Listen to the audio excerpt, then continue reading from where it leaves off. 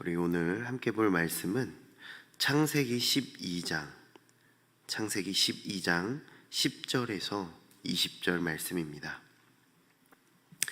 창세기 12장 10절에서 20절 말씀을 우리 교독하고 마지막 20절은 다 같이 읽도록 하겠습니다.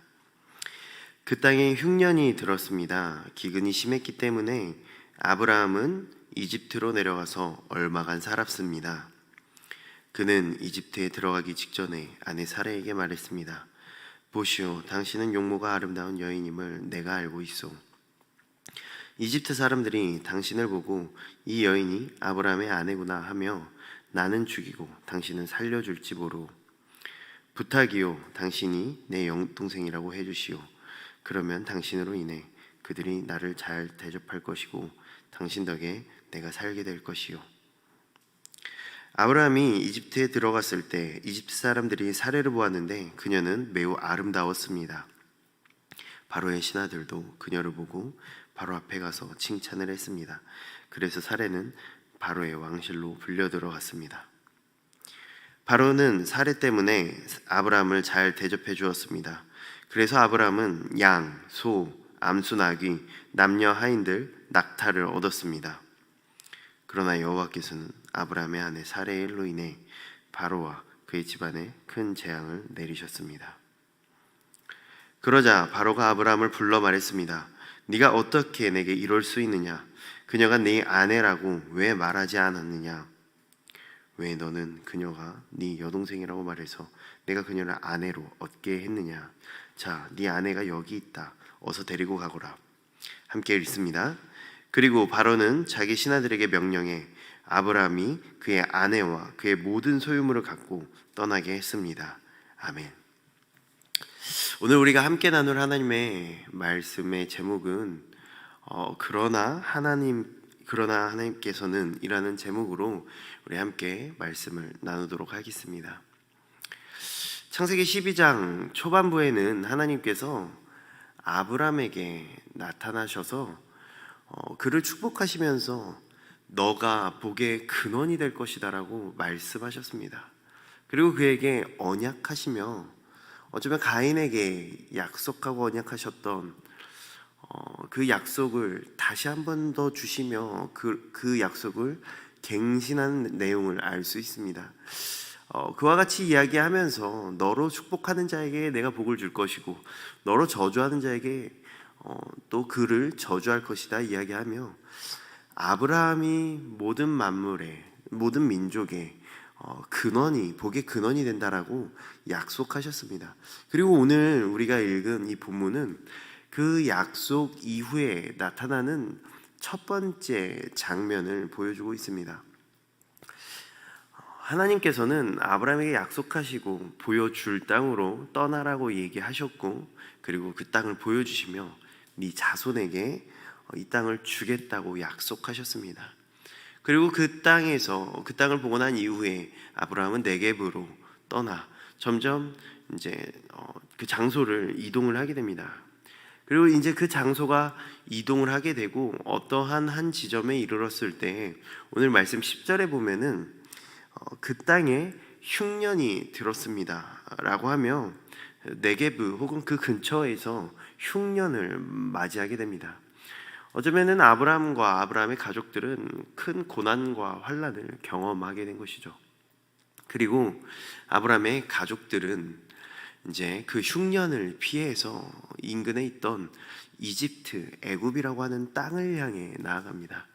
이집트 땅은 우리가 잘 알고 있는 대로 4대강 문명의 중심지이자 큰 강인 나일강을 중심으로 한 굉장히 번영했던 땅입니다. 아브라함은 그 땅으로 잠시 피난을 가 그 흉년을 지나가고자 했던 것입니다. 그래서 10절 말씀과 같이 아브라함은 이집트 땅을 향해 나아갑니다. 그런데 중요한 것은 이집트 땅을 향해 나아가면서 그 땅에 가기 이전에 먼저 사레에게 한 가지 부탁을 합니다. 우리 같이 함께 11절부터 13절까지의 말씀을 보도록 하겠습니다. 그는 이집트에 들어가기 직전에 아내 사레에게 말했습니다. 보시오, 당신은 용모가 아름다운 여인임을 내가 알고 있소. 이집트 사람들이 당신을 보고 이 여인이 아브라함의 아내구나 하며 나는 죽이고 당신은 살려줄지 모르 부탁이요 당신이 내 여동생이라고 해주시오. 그러면 당신으로 인해 그들이 나를 잘 대접할 것이고 당신 덕에 내가 살게 될 것이요. 어쩌면 아브라함은 아내 사례를 향해 하지 않아도 될 말을 꺼내게 됩니다. 그것은 아브라함은 일단 이집트에 들어가는 순간 사례의 아름다움으로 인해 자신의 목숨이 위험에 처해질 것이라는 것을 어떤 감각적으로 느꼈는지 모르겠습니다. 그러한 그것을 감각적으로 느끼고 아내 사례에게 부탁을 합니다. 그러한 부탁 역시 어쩌면은 남편으로서는 하지 말아야 될 이야기를 아내 사례에게 이야기하고 있는 것입니다. 그 부탁은 바로 이집트 사람들 앞에서 자신이 아브라함의 아내라고 하는 사실을 밝히지 말고 아브라함의 여동생이라고 이야기해달라고 부탁한 것입니다. 왜냐하면은 아내라고 이야기하는 순간 자신을 죽이고 살해를 취할까 겁이 났기 때문입니다. 이것은 사실 당시 족장 시대에서는 빈번하게 일어났던 내용입니다. 족장들 간의 전투 속에서 그 승리한 족장은 그 상대방 족장의 아내를 취하는 전쟁 문화가 있었습니다. 그랬기에 아름다운 아내뿐만 아니라 어떠한 많은 족장들과의 전쟁 속에서 승리의 징표처럼 아내를 취하는 일이 덜어 있었기 때문에 아브라함은 그러한 일을 자신이 당하게 될까 두려워서 이와 같은 부탁을 한 것이죠. 사실 이러한 부탁, 여동생인 것을 여동생이라는 사실, 여동생이라고 이야기해달라고 한 이와 같은 부탁은 어쩌면 사례에게 직접적으로 언급하지는 않았지만 아마 그의 생각으로는 바로와 또한 이집트 사람들이 아브라함의 아내인 사례를 데려갈 것이라는 것을 아마 생각했던 것 같습니다. 어쩌면 아브라함은 그것을 알면서도 사례에게 자신의 목숨 하나 부지하기 위해서 그와 같은 거짓말을 해달라고 이야기한 것이죠. 그리고 이제 아브라함의 그러한 추측과 짐작은 정확하게 들어맞게 됩니다. 14절 말씀을 보도록 하겠습니다. 아브라함이 이집트에 들어갔을 때 이집트 사람들이 사례를 보았는데 그녀는 매우 아름다웠습니다. 이제 이집트에 들어갔을 때 이집트 사람들이 사례를 보았는데 그녀가 매우 아름다웠다라고 이야기하고 있습니다. 그리고 이와 같은 사실이 이제 바로에게도 알려지게 됩니다. 15절부터 16절까지 말씀을 보도록 하겠습니다. 바로의 신하들도 그녀를 보고 바로 앞에 가서 칭찬을 했습니다. 그래서 사례는 바로의 왕실로 불려 들어갔습니다. 바로는 사례 때문에 아브라함을 잘 대접해 주었습니다. 그래서 아브라함은 양, 소, 암수, 나귀, 남녀 하인들, 낙타를 얻었습니다. 이제 바로의 귀에까지 들어간 사례의 미모는 그녀를 보기 위해서 어쩌면 아브라함과 사례, 그녀를 왕실로 초청하여서 그녀를 보고 그녀의 아름다움에 반해 고대 사회에서 아주 전형적으로 일어났던 그녀를 얻기 위해 그의 오빠라고 착각했던 바로는 아브라함에게 잘 대접해주는 모습을 보여주게 됩니다. 그 모습을 통해 사실은 이제 사례를 그러니까 사례의 오빠인 아브라함에게 잘 대접하며 사례를 자신의 후궁 혹은 아내로 맞이하고자 했던 바로의 노력을 알 수 있습니다. 아무것도 몰랐던 바로는 그렇게 아브라함에게 잘 대접하면서 사례를 자신의 아내로 맞이하려고 했습니다. 어쩌면 아브라함, 그의 연약함이 보여줬던 모습의 결과는 자신의 아내 사례를 잃을 잃기 직전까지의 상황에 몰리게 됩니다. 우리가 여기서 보고 있는 이 아브라함의 연약함이란 단지 생명이 두려워서 자신의 아내를 그저 이집트의 왕 바로에게 보내버리는 모습의 연약함만을 보여주고 있는 것이 아닙니다. 어쩌면 믿음의 조상이라고 불렸던 아브라함 역시 대단한 믿음, 우리가 알고 있는 엄청나고 따라갈 수 없는 믿음이 아니라 연약했던 믿음이라고 하는 것을 바로 이 오늘 본문 가운데 보여주고 있는 것이죠.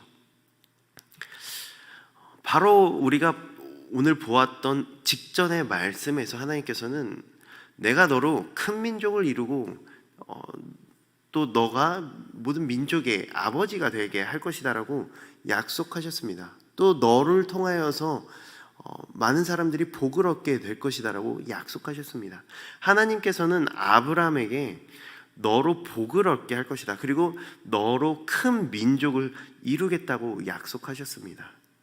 그러나 아브라함은 그 약속을 지니고 있었지만 그 약속을 어려운 상황을 만나자 신뢰하지 못했던 것이죠. 아브라함이 자신의 아내 사레를 바로에게 보냈다는 것은 단지 생명이 두려워서만을 뜻하고 있는 것이 아닙니다. 그것은 곧 하나님의 약속을 신뢰하지 못했기 때문에 자신을 통해, 자신의 아내 사레를 통해 그 약속을 이루어 가시고자 하는 하나님의 계획과 하나님의 약속을 신뢰하지 못했다는 것을 보여주고 있는 것이죠. 그래서 말씀에서는 17절 말씀에서는 이렇게 이야기합니다. 그러나 여호와께서는 아브라함의 아내 사레의 일로 인해 바로와 그의 집안에 큰 재앙을 내리셨습니다. 사레를 이렇게 표현합니다. 아브라함의 아내. 하나님께서 아브라함에게 큰 민족을 이룰 수 있도록 자녀를 주겠다, 또한 이후에도 계속적으로 반복되어서 나오겠지만 하나님께서는 분명한 약속을 주셨고 그 약속을 이루겠다고 말씀하셨지만 아브라함은 그 약속을 전적으로 신뢰하지 못하고 그의 아내를 바로에게 내주었습니다. 그러나 하나님께서는 이 일을 두고 보지 않으셨습니다. 그러나 궁금한 것은 아브라함의 아내 사레의 일로 인해서 아브라함에게 심판을 하시거나 아브라함에게 재앙을 내리셨다가 아니라 17절 말씀에서는 이렇게 얘기합니다. 그 사레의 일로 인해 바로와 그의 집안에 큰 재앙을 내리셨습니다. 분명히 믿음 없음은 아브라함이 저질렀고 아브라함의 연약함으로 인해, 아브라함의 거짓말로 인해 나타난 결과였는데도 불구하고 어찌하여 하나님께서는 아브라함에게 벌을 내리시거나 재앙을 내리신 게 아니라 그 일로 인해 바로에게 큰 재앙을 내리셨을까요? 이것은 바로 우리가 앞부분 12장 초반에 하나님께서 언약을 세우셨던 내용을 통해 우리가 알 수 있습니다. 그 사실은 무엇이냐 하면 결국 하나님께서 아브라함에게 세운 약속은 아브라함과 하나님이 서로 간에 상호 간에 맺은 조약이 아니기 때문이라는 것이죠. 다시 말해서 그 약속은 하나님만이 스스로 반드시 지키겠다고 일방적으로 세우신 약속이라는 것입니다.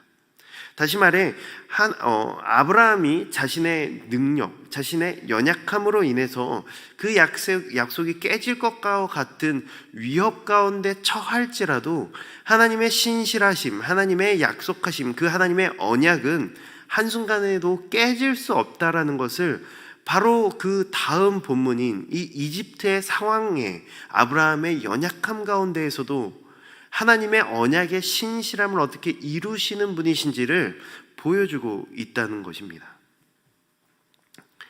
아브라함의 연약 가운데서도 하나님께서는 그 약속을 신실하게 이루시며 그 약속을 한순간도 포기치 않으시며 반드시 이루어내고 마신다는 사실을 우리에게 잘 보여주고 있습니다. 그래서 그러한 일로 인해 아브라함이 아닌 아브라함의 아내 사레일로 인해 벌어진 사건, 바로 그 바로의 집 가운데 하나님께서 재앙을 내리셨습니다.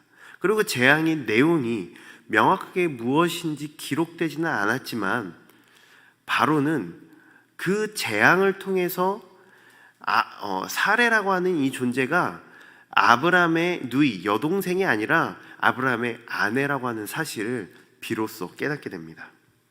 우리 함께 18절과 19절 말씀을 보도록 하겠습니다. 그러자 바로가 아브라함을 불러 말했습니다. 네가 어떻게 내게 이럴 수 있느냐? 그녀가 네 아내라고 왜 말하지 않았느냐? 왜 너는 그녀가 네 여동생이라고 말해서 내가 그녀를 아내로 얻게 했느냐? 자, 네 아내가 여기 있다. 어서 데리고 가거라. 바로가 아브라함을 불러서 말했습니다. 어떻게 이렇게 거짓말을 할 수 있느냐? 왜 아내라고 속였느냐라고 이야기하게 됩니다. 결국 바로가 아브라함을 불러서 이와 같이 얘기했다고 하는 것은 그가 만난, 명확한 내용은 알 수 없지만 만난 재앙을 통해서 그는 사레가 누구인지를 알게 됐고, 사레가 누구인지를 알게 된 것뿐만 아니라 하나님을 알게 된 것입니다. 그리고 그러한 일로 인해서 너의 아내가 여기 있다라고 이야기를 하면서 그가 잘 대접하면서 주었던 그의 모든 소유물과 더불어 그를 이집트에서 내보내며 그를 환송합니다. 우리는 이 사건을 통해서 단지 아브라함의 가족들뿐만 아니라 바로 장차 이제 출애굽기 말씀을 통해서 계속적으로 부딪히게 되는 그 바로 왕이 이 본문 안에서 부분적으로 아브라함을 통해서 그 재앙을 내리시는 분, 바로 이집트 가운데에서도 그 땅을 다스리시며 하나님의 언약을 신실하게 이루시는 분이라는 것을 부분적으로 경험하게 됩니다. 그리고 그 사실을 경험하고 그 재앙을 내리시는 하나님으로 인해 그것을 100% 알았는지 일부분만 알았는지는 다 알 수는 없지만 그러한 주권을 가진 하나님이라는 사실을 경험한 것으로 인해 아브라함과 그의 아내 사레를 또한 그에게 주었던 모든 소유물들과 함께 더불어 그를 이제 이집트에서 보내게 되는 것이죠. 우리는 오늘 본문을 통해서 하나님께서 그 언약을 반드시 이루시는 분이시며 그 약속을 절대 포기하지 않으시며 어쩌면 하나님을 모르는 이들 가운데서도 그들을 통해서라도 하나님께서는 그 약속을 이루는 분이라는 사실을 우리가 알 수 있습니다. 오늘 우리가 오늘 하루의 삶을 살아가면서 이 말씀을 통해서 하나님께서는 그 언약을 신실하게 이루시며 어쩌면 우리가 우리의 삶을 살아내다 보면 우리의 연약함으로 인해 어쩌면 내 삶이 꼬인 것이 아닐까, 나의 어떠한 부족함으로 인해 나의 삶이 망가져버린 것 아닐까라고 드는 그 순간 속에서도 나의 삶을 포기치 않으시며 나의 삶을 신실하게 이루시는 그 하나님이라는 그 약속 안에 머물며 평안을 누리는 오늘 하루가 되기를 소망합니다. 그래서 오늘 하루의 삶이 그 하나님의 약속 아래에서 샬롬, 진정한 안식 안에 머물며 누리며 나누는 오늘 하루가 되셨으면 좋겠습니다. 하나님께서는 우리에게 약속하셨고 우리에게 말씀하시며 그 말씀들을 반드시 이루겠다고 약속하셨습니다. 그것을 부분적으로 약속이 성취되었다는 사실을 예수님을 통해서 보여주셨고 우리는 우리에게 보여주신 그 예수 그리스도를 통해 하나님의 말씀이 또한 장차 완성될 것이라고 믿고 있습니다. 우리 사랑하는 성도님들, 오늘 하루의 삶 속에서 어쩌면 내가 너무나 연약하고 말로 다 할 수 없는 나의 부족함들, 그로 인해 파생되는 안타까운 결과들이 많겠지만은 그러나 여호와께서는, 그러나 하나님께서는 나의 연약함에도 불구하고 그 일들을 신실하게 이루시는 분이라는 사실을 기억함으로 그 약속 아래, 그 사랑 안에 머무는 오늘 하루가 되시기를 간절히 축복합니다. 우리 함께 기도하도록 하겠습니다. 우리 함께 오늘